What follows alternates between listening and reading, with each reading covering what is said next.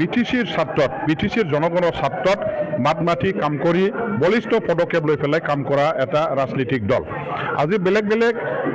দলবিলাকেও ইয়াত থাকিব পাৰে কাম কৰিব পাৰে কিন্তু তেখেতসকলে বিটিচি বাকী অঞ্চলৰ ৰাইজৰ কাৰণে সঠিকভাৱে এটা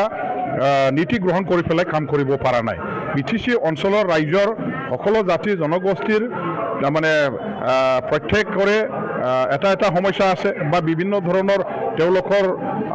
জাতীয় সমস্যা বা সামাজিক সমস্যা অঞ্চলৰ সমস্যা আছে এইবিলাক নিৰাময় কৰিবৰ কাৰণে বৰ্তমানৰ চৰকাৰ বা বৰ্তমানৰ যিবিলাক দল আছে চৰকাৰ চলোৱা তেওঁলোকে যেহেতু ব্যৰ্থ হৈছে আৰু বিপিএফ দলেহে মাত্ৰ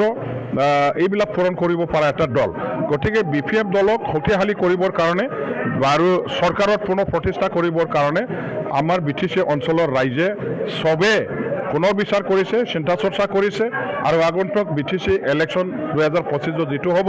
সেই 25ত ৰাইজে নিজৰ শক্তি প্ৰদৰ্শন কৰি পেলাই বিপিএফ দলক তেখেতসকলে চৰকাৰত বহুৱাবৰ কাৰণে সহযোগ আগবঢ়াব আৰু এইসকল আমাৰ বিটিচি প্ৰেমী আৰু বিটিচি অঞ্চলৰ কাৰণে দায়িত্ব কৰ্তব্য থকা সকলো আমাৰ নাগৰিকক ইয়াৰ কাৰণে বিপিএফৰ লগত জড়িত হৈ কাম কৰিবৰ কাৰণে মই আহ্বান